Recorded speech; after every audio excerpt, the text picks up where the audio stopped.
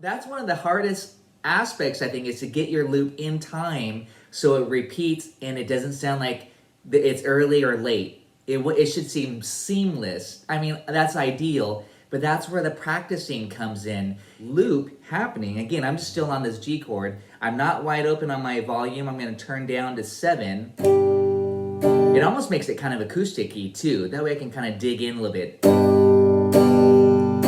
I'm stepping on my pedal right now to make sure it's clear. 1, 2, I'm not looping yet. I'm still just establishing the feel. And here I go on a G chord. And now it's looping. Now I can turn up a little bit.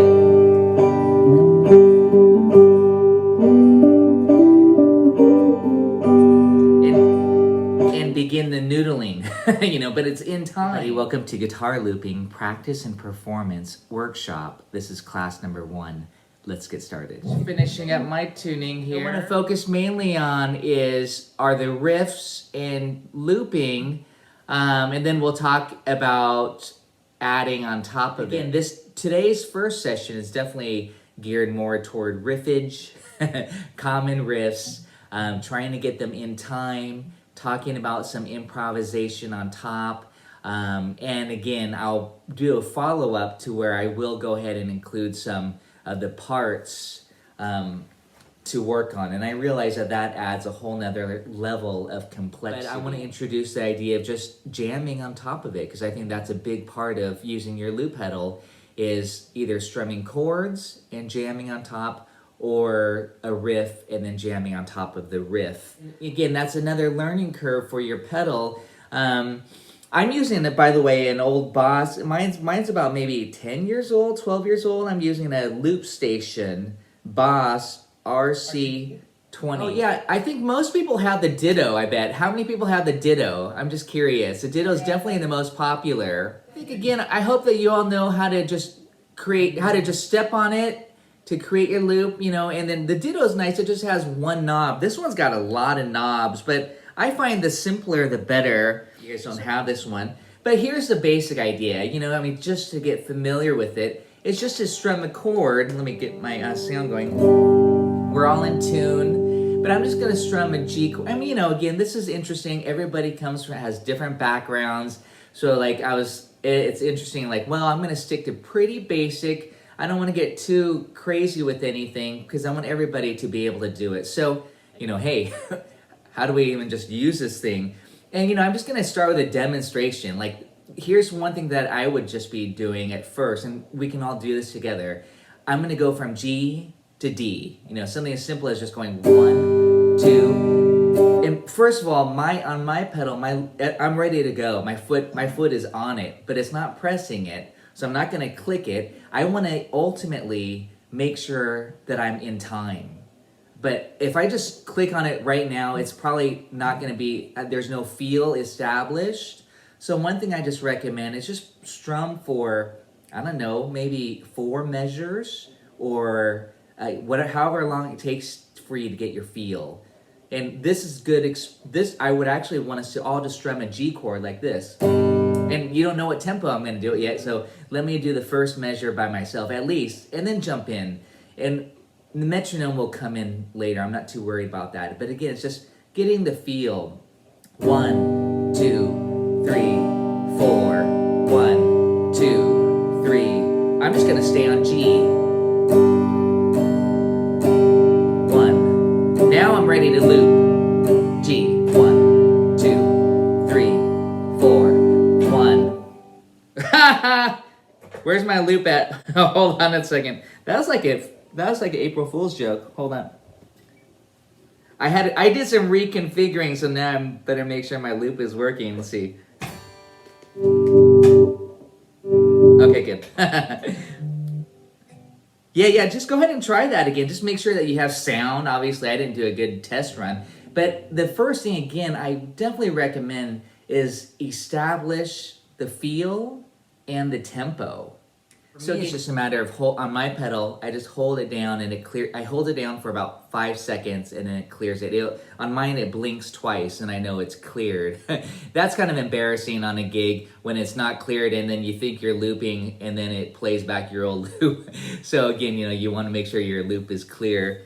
Just go ahead and try out these ideas. I want everybody, and it's great. I appreciate you all taking this course. And it's so nice that we can learn from each other, of course, as well. Plugged in correctly so that you can get sound. Here's another quick tip. I turn down my guitar so it's not full. Okay, maybe on this guitar here, out of 10, I'm on like 8. And then for the lead, I would crank it up wide open so I'm louder than the rhythm. And again, you can have your loop pedal, at least on this one, the level. I think on the Ditto it's called this just level. So how loud do you want your loop to play? You don't want your loop to be louder than your next guitar. You want it to be rhythm, like in the background, just a little bit in the mix. So I would say experiment with that. So when you get your loop happening, again, I'm still on this G chord. I'm not wide open on my volume. I'm going to turn down to 7. It almost makes it kind of acoustic-y too. That way I can kind of dig in a little bit. I'm stepping on my pedal right now to make sure it's clear. 1, 2, I'm not looping yet. I'm still just establishing the feel. And here I go on a G chord. And now it's looping. Now I can turn up a little bit.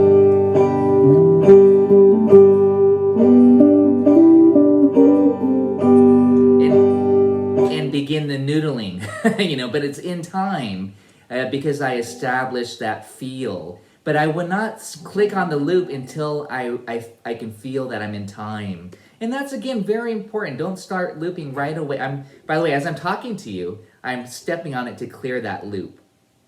But I would just, again, recommend everybody to try this with me. And I know there's latency, so you're going to be on your own as far as your own loop. And then you might want to mute me once you do your loop. But let's try that again, just on a G chord. And you can do this G, you can do this G, you can do G, whatever you want. G doesn't matter, but I'm just saying really a basic on an open G chord. But let's try, and notice I'm going to turn down right when I'm going to loop. That way I have room, some headroom here. And it's more acoustic-y. Gosh, absolutely. That's one of the hardest aspects, I think, is to get your loop in time so it repeats and it doesn't sound like it's early or late. It should seem seamless. I mean, that's ideal, but that's where the practicing comes in.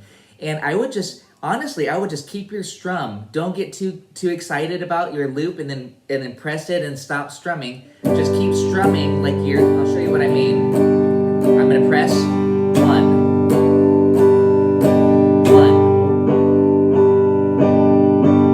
Hopefully it's in time, and then again, then the noodling begins, of course, the fun. And that's just one chord, but please go ahead, and as I'm talking, I'm just going to clear this. Just try that again. Just make sure you can just get used to clicking that pedal in time. And I'm going to loop it on 1, and that's the thing. Some of these riffs, they don't start on 1. I actually took out the pickup notes. And I'll talk about that. What if a riff has a pickup note? Then you want to loop it right on beat 1. You're going to mess yourself up if you try to start your loop on the and of 3. So always know where beat 1 is. Some songs, if they don't have beat 1, then you got to figure out how can I create a groove so I know where beat 1 is. And that's always an issue for looping. But just going back to, I could take a G note. Again, it's the same topic. I'm not turned up all the way. I need some room to. But notice I'm just on an 8 note. 1 and 2 and 3 and 4 and 1. I'm not gonna loop it yet. I'm still just getting the groove. 1 and 2 and 3 and 4 and 1. Now it's looping.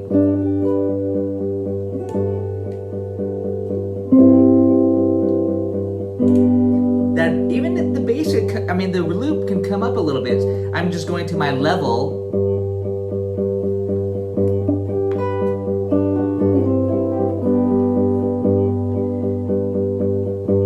I'm in